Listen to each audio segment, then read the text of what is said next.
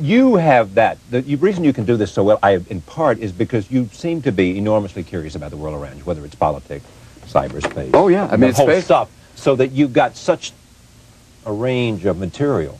Yeah, it's taking the chance and really kind of, you know, doing it in depth. I mean, sometimes I kind of scan over it, but it's actually, you know, reading, you'll find bizarre, you know, wonderful ideas. And some of them, you know, may not necessarily be funny, and you'll find that out in the first minute.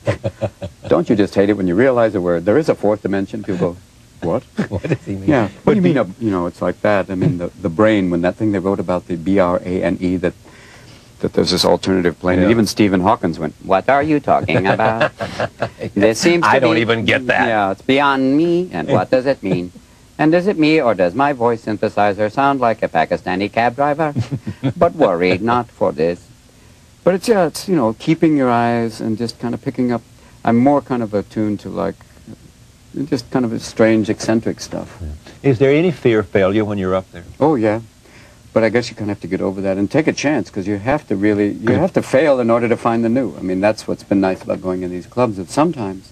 You have to fail to find the new. Yeah, you have to kind of go through, you have to kind of take the chance of going there, even bomb, I guess, but it's like you really kind of let go. And to say it's a really, because it kind of peels away. What happens is it shakes you up, it scares you, and then you'll go back and work harder, and then you'll, it's like the old, it's all, I guess maybe it's the same way of, on anything where you know, you kick it out, it doesn't work, but then you come back and your mind goes, try step 2, go to phase 2 now. Don't fall back, and I'm going for the blue stuff. Stay with me. Stay with me. Go, we're going ahead. Going towards the comedy wasteland. You're standing on it, look. Segways, I don't need no stinking segways. Come on. Go with me. Keep going. Fight through it. Don't be. And you find, you know, you go out, and eventually, somehow, something will kick in. That's why it takes a while, but if you have the courage, you can do it. It is operating without a net. Or any of the other Musketeers.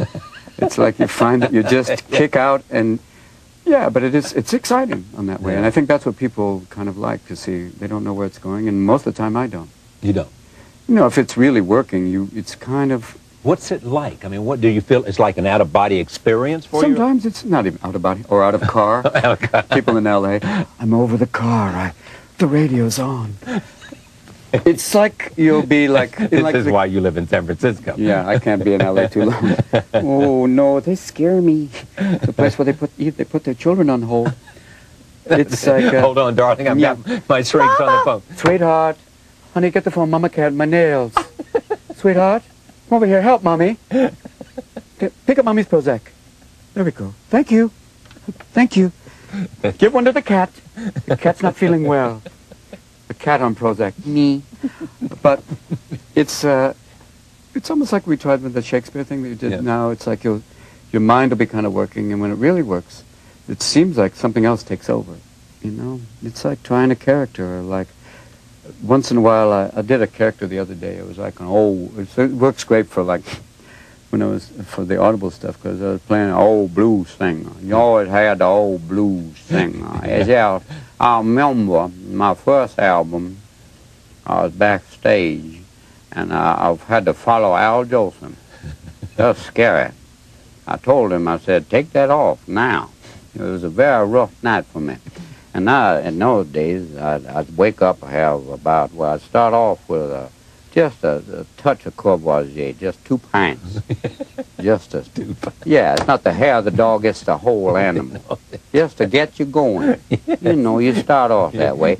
And the people they called me Blind Samuel Sissus. And I said, well, after 2 pints, things are blurry. I wanted to be blurry, Samuel. And my first album was called Who Are You? And I had that song again now, zimming around a court, and people couldn't understand. Many people, but eventually I had to enunciate for people. But you try, obviously this character's like, work on that one. Needs a beginning, a middle, and possibly an end. Don't quite know where to end this. Yeah, sometimes you need that. You know? Need to find a That's close. why, you know, life has an ending, because if it just went on. Most things have a beginning and a middle and an end. Yeah, it's like you come to the... It's basically sometimes like you can't find that end. You're looking here, you're looking there, you're looking up there, you are down, very much not that way. there. You are going that way, but you are in the moment. And occasionally, I always wonder, because you always think of, you've never seen, because of the hardcore, I've never seen a drunken Hindu character because of not being allowed to drink, but I always wanted to see in a bar some guy going like this one. I know Gandhi. I saw Gandhi eat a burger. I saw him. Bartender, one more G&T. I knew him back then, before the diaper, when they used to have the big suits on, the suit on, and I said, go, Mahatma. Go You could do it. Yeah, I would see him fasting. I would sneak off every burger and go back out to the people. One more. I don't care, Mr. Nice Gandhi. I don't care, we've got a bomb now. Don't piss me off.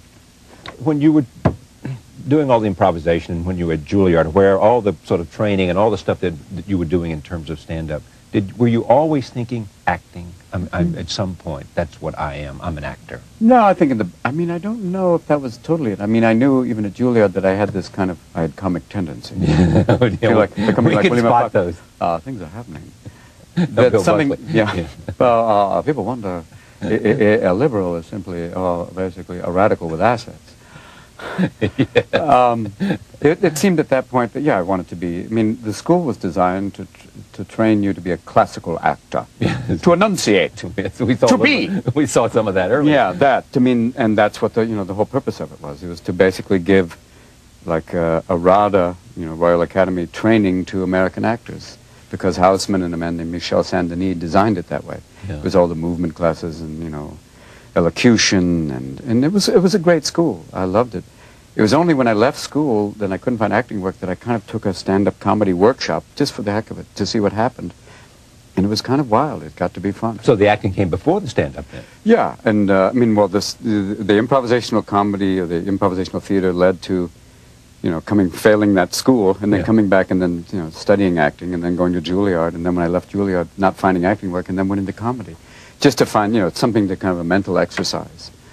And it was interesting, because all of a sudden I realized I could use all the chops that I had before from school, but yet do it on stage. A lot of times I wouldn't use a mic, especially in a club when it was a 2-drink minimum, where you had people going, you suck, and that's the owner.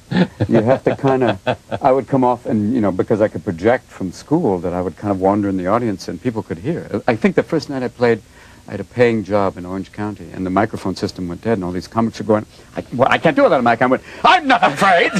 Let me go. Let me go now. Yeah, let the little hyper boy go. And it was fun, because I went to the back and, started walking through the audience and playing off stuff, and it worked. And that was kind of like, wait a minute, this is really interesting.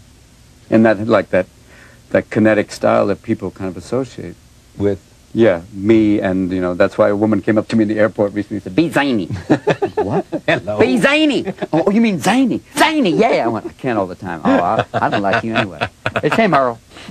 It's him. We don't like him. Jonathan said, he wouldn't say anything for us, so we don't like him. I don't like him. They're not playing with a full deck anyway, honey. Lights are on, but not a lot of people home. We're just Hollywood comedians. Hollywood comedians, we know about you. I know what you are. Ooh, yeah. We know what your life is like. We know what your beliefs are like. We know what you do at night. Yeah, we've seen that. Yes. That's why you did that farm animal thing. That's what you're like, aren't you? I bet you have animals at home, don't you? Wink, nudge. Hey, Yeah, come on now, we know you. Live in San Francisco. Woo! Were you a better actor because you had this Yeah, I think what Comic happens is, instincts? yeah, the instincts give you a certain, freedom, that you're not afraid to try something, because as a comic you have to try anything, and that they kind of feed each other, and the acting gives you a concentration when you use it, when you can really, stay within the character and, explore it, and, and just they feed each other. It's a nice symbiotic thing.